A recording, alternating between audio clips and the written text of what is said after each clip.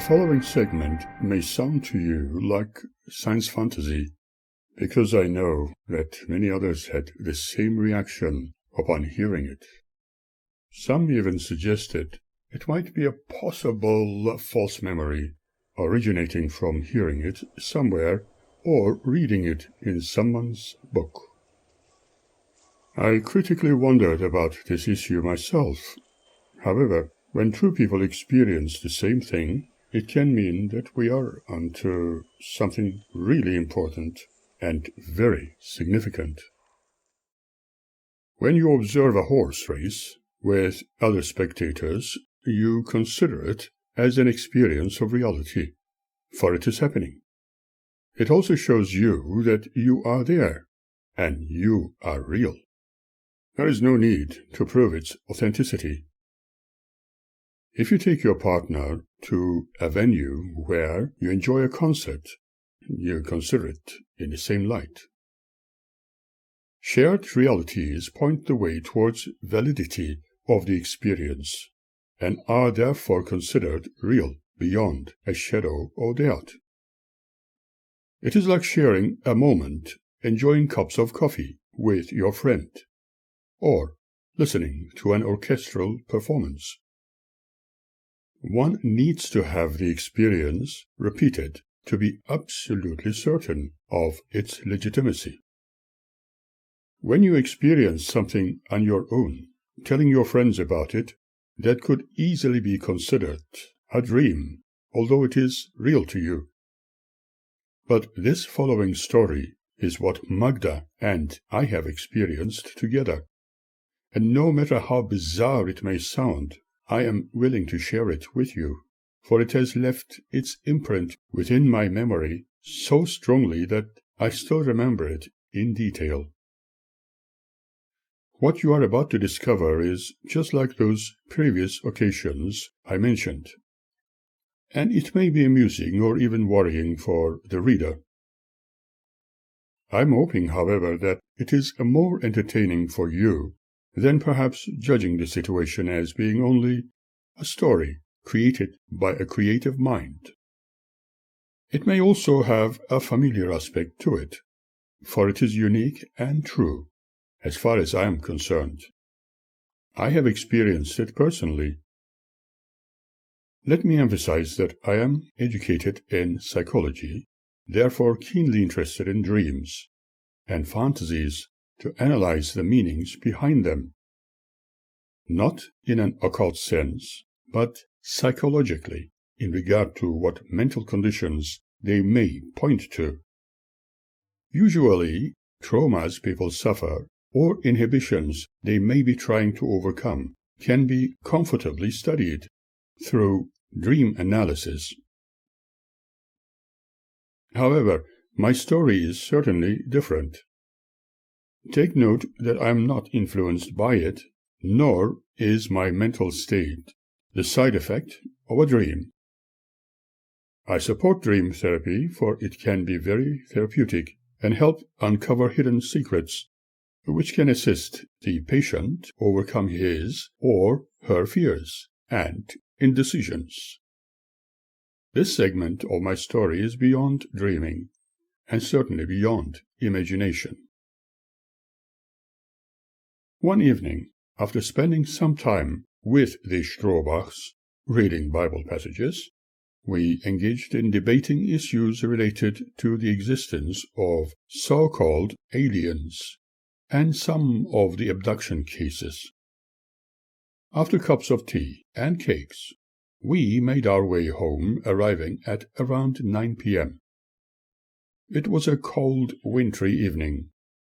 Hobart was experiencing southern polar winds. Little Annette was sleeping, so we put her to bed. We decided to have some snacks, more hot drinks, and relax in the lounge. Magda was busy as usual, reading her Bible. That was her way of relaxing. I could read something of my choosing, but Magda watched me like a hawk, and I dared not listen to any music, for that too was not allowed. Suddenly, unusually bright lights streamed through the shutters and curtains, creating a daytime atmosphere. This shocked us both. It was as if the night had turned into day all of a sudden, and it remained that way for a while. For a brief moment, a strong thought passed through my mind. What if the end of the world was upon us, as Magda believed and preached about? There was no sound, no flicker or vibration. Magda dropped her Bible on the floor and shouted, "Mein Gott, was ist es eigentlich?" Meaning, "My God, what is it?" And continued, "Is it the police? Perhaps with those lights?" However, there was no commotion and no noise to be heard. There were only extremely bright lights streaming through the shuttered windows. At first, hesitantly, I wanted to look through the window, but decided to go out and investigate. As I approached the door, Magda shouted, "Don't go out!" But my curiosity got the better of me, and I was more determined to do so. Magda grabbed my shoulder and arm, once again shouting, "I'm telling you, don't go out." Although quite apprehensive, I opened the door and stepped outside, Magda still holding tightly on my arm, seeing a huge metallic vessel of an unusual kind, which was about 70 to 100 meters in diameter, shaped like two gargantuan plates, facing one another and standing at a height of circa 5 meters from the ground. She shouted, "Oh mein Gott, let your demons go."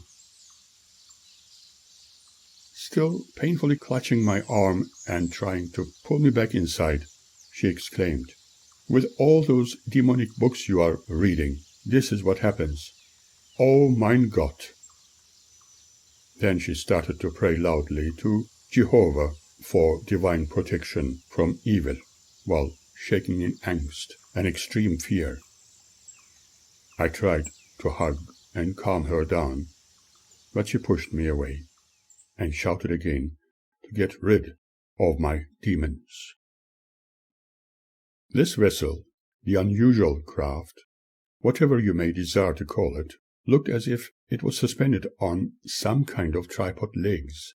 However, I cannot say what they were in absolute terms, other than this enormous vehicle, or even perhaps unknown aircraft, was suspended on something at a certain height, which looked like that.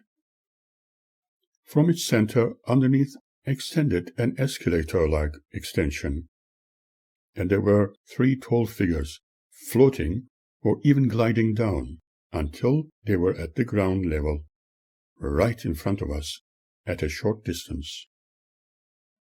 All 3 were dressed in shiny, skin-tight attire, which could be likened to wetsuits.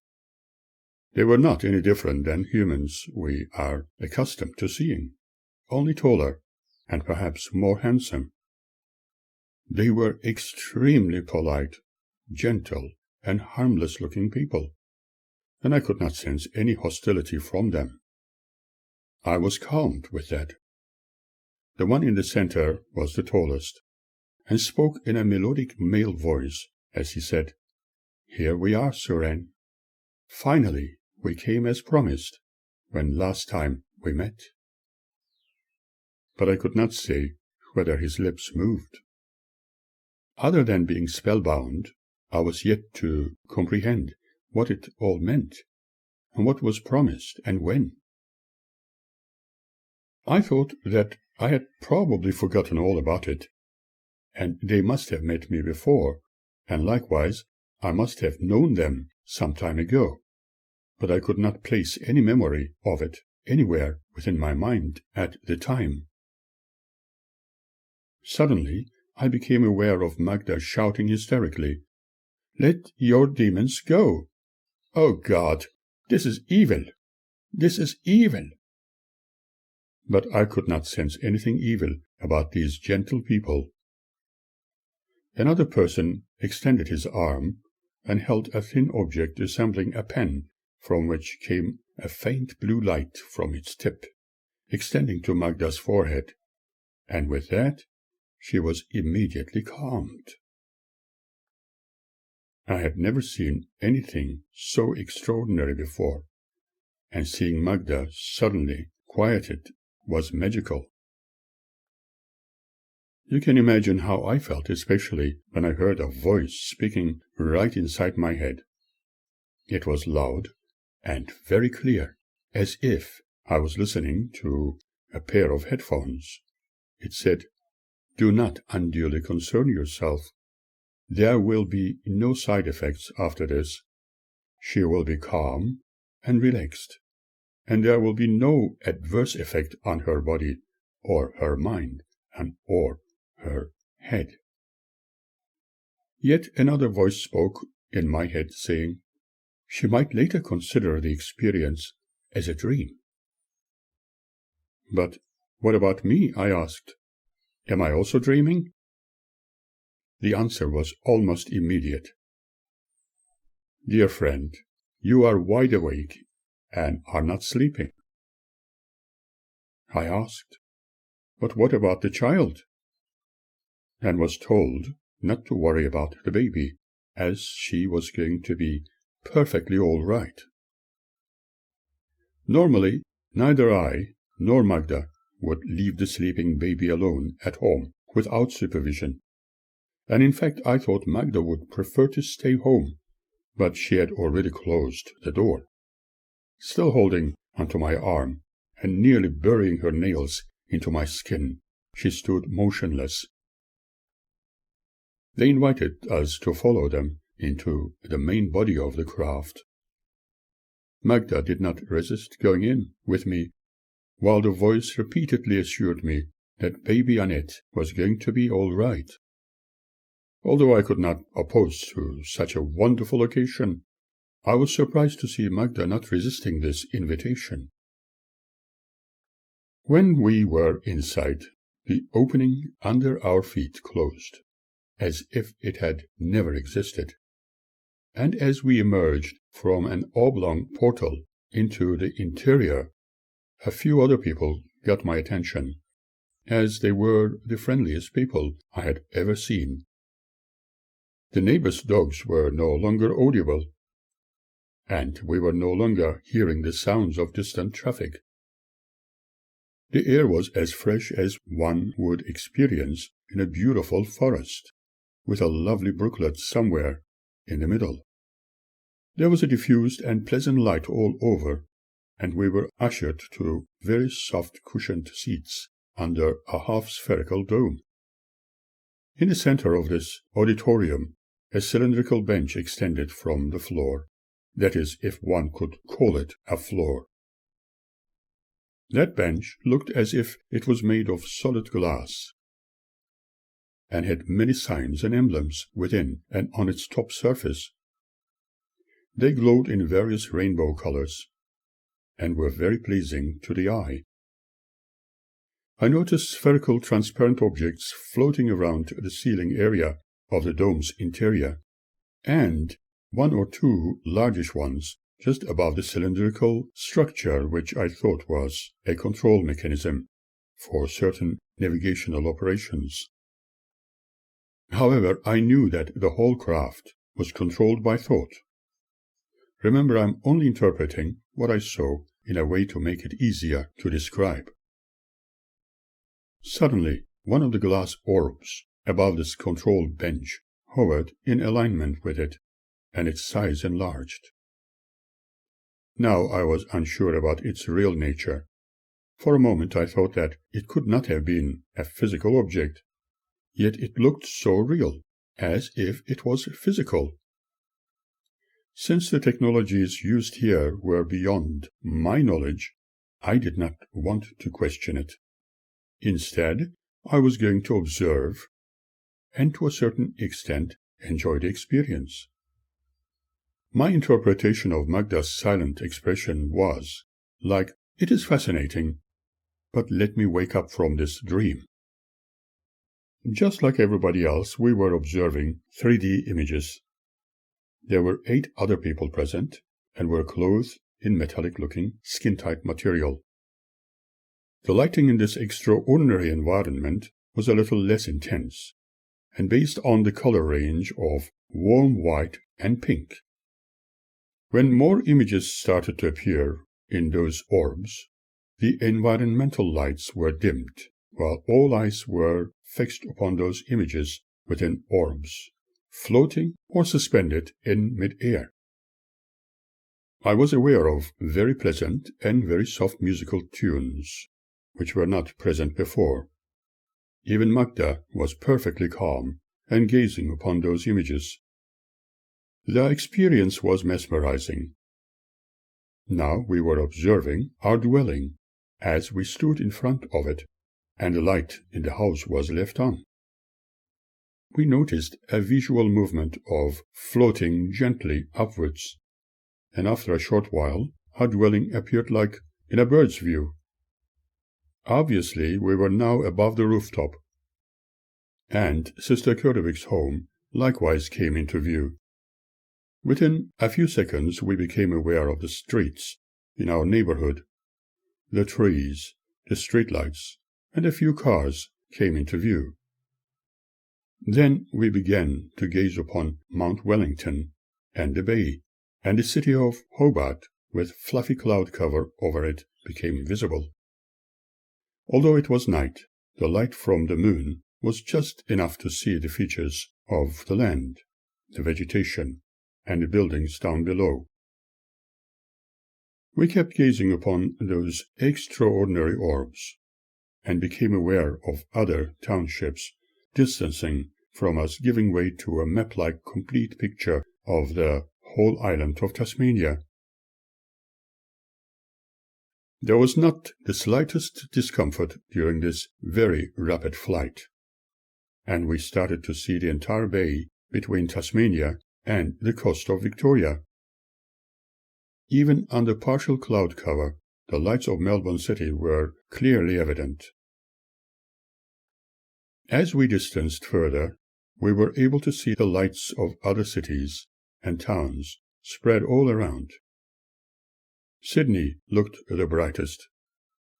Eventually, we were looking at Perth in the west, but it did not look as bright as the astronauts many years later described it to be, the City of Lights. We were looking at the fabulous curvature of our home planet, with its thin atmosphere glowing with energy, especially where it was yet going to be a beautiful sunset. It was truly a humbling and exquisite experience to behold, observing this wonderful blue jewel from a great distance. Was this real, or was it just another dream? I could not even begin to guess. It was simply beautiful, and was an experience I would never want to forget. I could not say what it represented to Magda. I could only hope it was a beautiful experience for her too. She was calm, still observing the images presented. In fact, the whole experience was extremely fast, but at the same time it was slow enough to absorb. The sky suddenly became pitch black, and after a short while we began to notice little points of light. Even the galaxy we are part of, parts of which presented a bluish glow. Then we noticed more colorful regions. Suddenly I felt a great shock when we came very close to the moon, as those rocks and craters glistened brightly while presenting mainly grayish colors. The feeling was as if we were about to crash into those mountains, but soon my fear was dispelled. The shadows from those rocks looked so stark and harsh. Now we were looking at the beautiful curvature of the moon. It was evidently so dry, without air, making one wonder if humanity could turn it into a habitable mini-world. A further observation revealed some other unusual features. One could see intermittent flashes of light glistening from within the craters, and I thought that they were the sun's rays creating the spectacle. Similarly, other craters looked as if they were covered with transparent domes for protection of what was underneath, but probably the visual spectacle was nothing other than optical illusion. Parts of the moon looked as if it was being tended or managed by another civilization. The illusion was almost complete with another observation which appeared as if the moon was like a balloon, with others living and working inside. Could it be true? In fact, the moon is an unusual object, with its perfect size and distance from Earth compared with other planets in our solar system. Maybe what we were observing was a dream sequence and not actual reality. Maybe one day it would become clear, and humanity would know its realism. Remember, there are so many unknowns in the universe, let alone in the world upon which we live. From here we were able to see faint nebulas presenting unimaginable colors. It felt as if we were still floating above the lunar surface, because we were able to see the lunar horizon and the rugged landscape below. We were indeed watching a magnificent vista in its own unique beauty, and colors presented within the pleasantly grey tones. What we were observing was definitely gloriously three-dimensional. We were most certainly there, observing an exciting world, without or very little atmosphere, displaying its own exquisite beauty from within the wonderfully comfortable confines of an unusual craft. The mechanics were unfamiliar to me, and therefore to describe them would be mere guesswork, until the occupants enlightened us. But if they did not consider such knowledge to be important, I was not going to question. However, due to my curious nature, I always wanted to know, as I do today, about the mechanics of travel within interstellar space. For now I could only feel privileged at being invited to share this fantastic voyage, no matter how long or short. As we started to move away from our closest neighbor, the moon, we began to gaze upon our delicate blue world once again. The continents and oceans with a unique cloud cover all over them came into view, exciting everyone anew. During this time, a gentle and soft voice began to speak about technological issues concerning the Earth-Moon relationship, and why the lunar body had the tendency of distancing itself from the blue planet. The voice spoke at length about most important issues in regard to the entire solar system, and how it became what it is today. Unlike the information presented to us during our academic studies. For example, the known physical universe is part of a group of other universes, and their individual oscillations are at completely different rates compared with each other. What we observe within the tiniest particles on Earth is similarly replicated in more astronomical levels throughout the supercosmos. To me, this was a new terminology.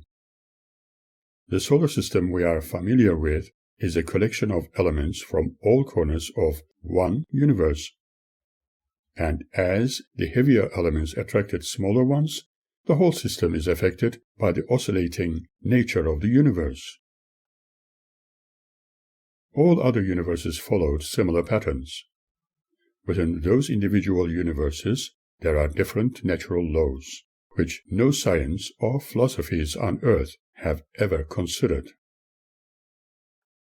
I was fascinated with the idea when considering my childhood experience by that hole in the ground, and contemplated whether this was the continuity of it.